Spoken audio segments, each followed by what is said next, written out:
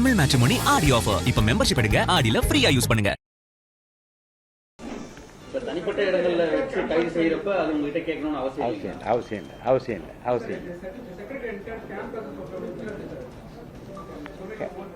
ஆமாம் entire campus whatever I mentioned is இதுதான் அந்த விதியில் வந்து தெளிவாக குறிப்பிடப்பட்டிருக்கிறது. அந்த அடிப்படையில் வெளியிலே நடக்கிற சம்பவங்களில் பேரவை தன் அனுமதி பெற்றுதான் கைது செய்ய வேண்டும் என்று விதியில் இல்லை. அரசு கைது செய்யப்பட்டவுடன் மாவட்ட கண்காணிப்பாளர் உடனடியாக எனக்கு தகவல் தெரிவித்திருக்கிறார். 24 மணி நேரத்திற்கு மேலாக அவரை காவலில் வைத்திருக்க நிலைமை ஏற்பட்டால் நான் அதை மற்ற மாண்புமிகு சட்டமன்ற உறுப்பினர்களுக்கு முறையாக தகவல் தெரிவிக்க வேண்டும். அந்த வகையில் இந்த உறுப்பினர் கைது செய்யப்பட்டிருக்கிற தகவலும் மற்றவர்களுக்கு தெரியப்படுத்தப்படும். நேற்று கூட அமைச்சர் வன்னியரசு சபாநாயகர் இதுல விவகாரத்தில் நடவடிக்கை எடுக்கணும், அவர் முதலமைச்சர் அவதூறா பேசின விவகாரத்தில் அப்படின்னு கோரிக்கை வச்சிருக்காரு. இந்த பிரச்சனையில் மாண்புமிகு சட்டமன்ற உறுப்பினர் பேசிய அந்த பேச்சுக்கள் தமிழக மக்களிடையே மிகப்பெரிய வருத்தத்தையும் கோபத்தையும் ஒரு கொந்தளிப்பையும் ஏற்படுத்திய நிலைமைத்தான் ஊடகங்கள் மூலமாக நான் தெரிந்து கொள்ள முடிகிறது. அது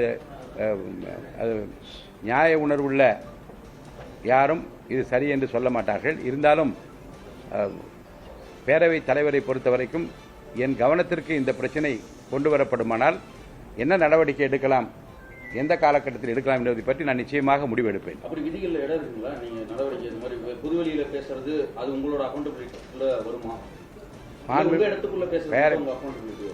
பேரவைக்குள் என்ன நடக்கப் போகிறது, என்ன நடத்துவேன் என்று அவர் தெளிவாக பேசியிருக்கிறார். ஆக பேரவையினுடைய மாண்பினை குறைக்கின்ற வகையிலும் பேரவைக்குள் அவர் என்ன செய்ய போகிறார் என்பதை பற்றி சொல்லியிருக்கிற கருத்துக்களும் நிச்சயமாக எழுத்துப்பூர்வமாக என்னுடைய கவனத்திற்கு கொண்டு வரப்பட்டால் என்ன நடவடிக்கை எடுக்கலாம் என்பதை பற்றி நான் ஆய்வு செய்து நிச்சயமாக நடவடிக்கை எடுப்பேன்.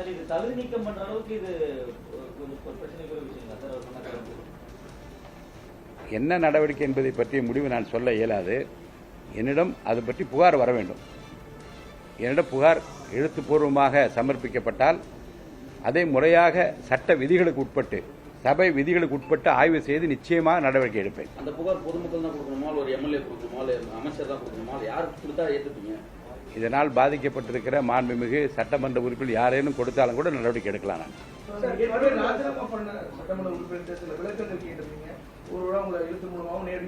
ஆமாம், அது இன்னும் தொடர்ந்து கொண்டிருக்கிறது.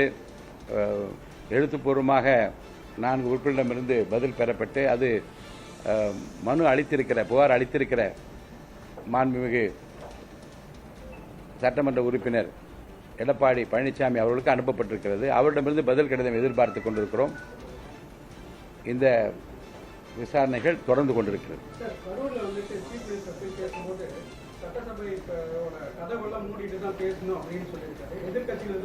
சட்டசபையோட ஜனநாயகத்துக்கு எதிரான ஒரு கருத்தை அவர் சிஎம் சொல்லியிருக்காரு.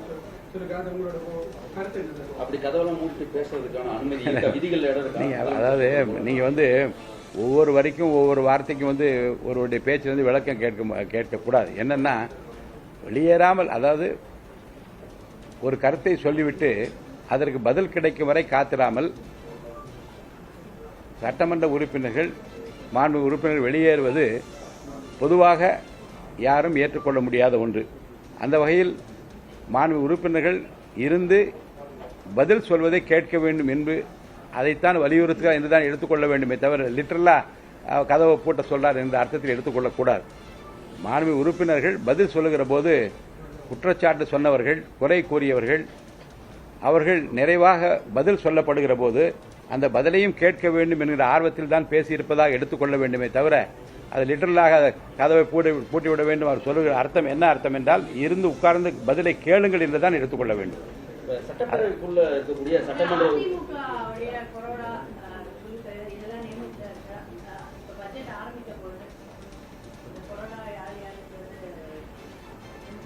முறையான அறிவிப்பு பேரவை கூடுகிற போது வெளியிடப்படும்.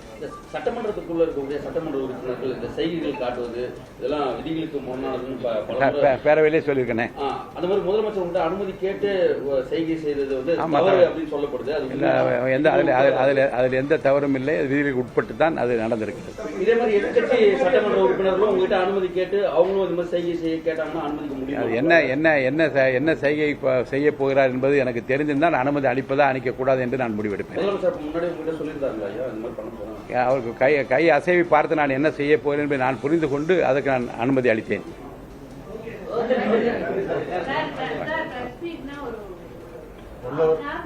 முன்னாடி சொல்லி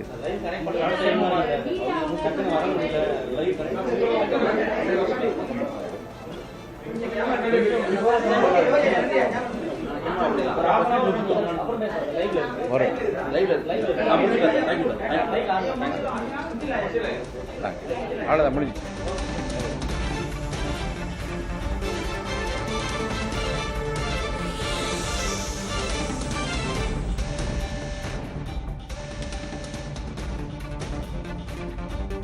இரண்டாயிரத்தி 26-27 நிதியாண்டுக்கான பட்ஜெட் நிதிநிலை அறிக்கை இந்த மாதம் ஆகஸ்ட் 5ஆம் தேதி காலை 10 மணிக்கு தாக்கல் செய்யப்படும் என்று அறிவிப்பு வெளியிட்டிருக்கிறார் சபாநாயகர் JCD பிரபாகர். ஆகஸ்ட் 6ஆம் தேதி வேளாண் பட்ஜெட் தாக்கல் செய்யப்படும் என்ற அறிவிப்பினையும் அவர் வெளியிட்டிருக்கிறார்.